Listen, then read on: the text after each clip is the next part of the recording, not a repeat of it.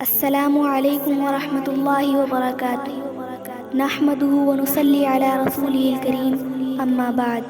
آج میری گفتگو کا عنوان ہے قبر۔ جی ہاں، وہی قبر جس میں داخل ہونے کے بعد ہی ہماری اصل زندگی کی شروعات ہوتی ہے۔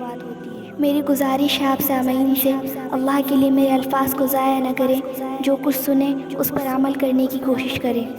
حضرت سعد رضی اللہ تعالیٰ عنہ ایک صحابی ہیں۔ جب ان کا انتقال ہوا، ان کا جنازہ مسجد کے صحن میں رکھ دیا گیا۔ اللہ کے محبوب محمد الرسول اللہ صلی اللہ علیہ وسلم نماز جنازہ پڑھانے کے لیے تشریف لا رہے ہیں۔ کیسے؟ فرمایا جاتا ہے کہ جس طرح کانچ کو توڑ کر راستے میں ڈال دیا گیا ہو، جس طرح بچ بچا کر آدمی نکلتا ہے، اس طرح آپ نماز جنازہ پڑھانے کے لیے تشریف لائے۔ نماز ہو گئی۔ بعد میں صحابہ نے عرض کیا، یا رسول اللہ، نہ کانچ تھی نہ کنکری، پھر آپ اس طرح کیوں چل رہے تھے؟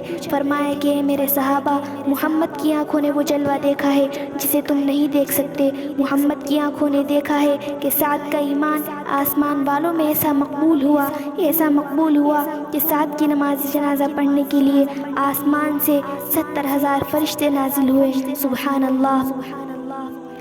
نماز بھی ہو گئی، قبر بھی کھود کر تیار کر دی گئی، سعد کو قبر میں ڈال دیا گیا اور دفنا دیا گیا۔ رب کا حبیب صحابہ کو مخاطب کر کے کہنے لگا کہ اے میرے صحابہ، سعد کے لیے دعا کرو، اللہ قبر کے عذاب سے اسے بچائے، پسلیوں کے ملانے سے اسے بچائے۔ صحابہ حیرت میں کہنے لگے، یا رسول اللہ، سعد تو اللہ کے بڑے ہی نیک بندے ہیں، پھر انہیں کیوں عذاب ہوگا؟ فرمایا کہ محمد کی آنکھوں نے دیکھا ہے کہ سعد کو قبر میں ڈال دیا گیا، قبر نے ایسا جھٹکا لگایا کہ سعد کی ایک پسلی دوسری پسلی میں چلی گئی، اور آپ صلی اللہ علیہ وسلم نے اپنے ایک ہاتھ کی انگلی دوسرے ہاتھ کی انگلیوں میں داخل کر کے بتلایا۔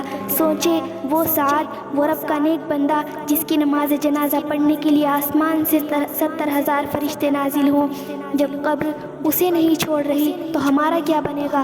یاد رکھنا، چاہے کتنا بھی متقی انسان ہو، قبر کسی کو نہیں چھوڑتی، پہلا جھٹکا ضرور دیتی ہے۔ ہمارے لیے خوف کا مقام ہے، جب مقبول بندے کی ایک پسلی دوسری پسلی میں جا سکتی ہے تو ہمارا کیا ہوگا؟ وہیں دوسری طرف سیدہ جنت حضرت فاطمہ رضی اللہ تعالی عنہا جب دنیا سے رخصت ہوئی، ہائے رب کے حبیب کی نور نظر تھی، لخت جگر تھی، دل کا سرور تھی، آنکھوں کا چین تھی۔ انتقال کی خبر سن کر ہر طرف سناٹا سا چھا گیا۔ صحابہ غم کی حالت میں ہے، رو رہے ہیں، اور اسی حالت غم میں حضرت ابو ذر غفاری رضی اللہ تعالی عنہ قبر سے خطاب کر کے کہنے لگے کہ اے قبر، دیکھ لے کون ہنسی آ رہی ہے، رحم کا معاملہ کرنا، کرم کا معاملہ کرنا۔ محمد عربی صلی اللہ علیہ وسلم کی لخت جگر ہے، علی کی بیوی ہے، حسنین کی اماں ہے، جنتی عورتوں کی سردار ہے، مکی ہے، مدنی ہے، ان کا باپ وہ ہے کہ جن پر جبرائیل قرآن لایا کرتا تھا۔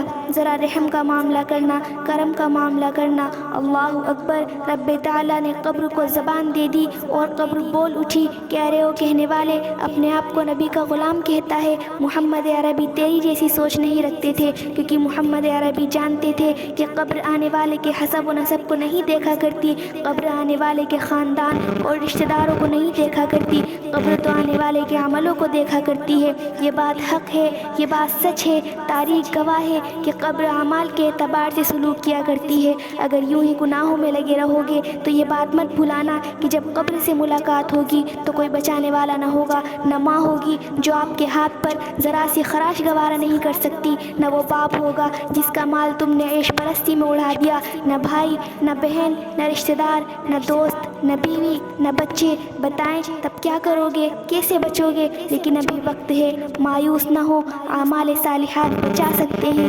صرف اعمال صالحات، بچنا ہے تو رب سے جڑیں، ورنہ اللہ کا مقرر کردہ وقت آ رہا ہے۔ وما توفیقی الا باللہ۔ السلام علیکم ورحمۃ اللہ۔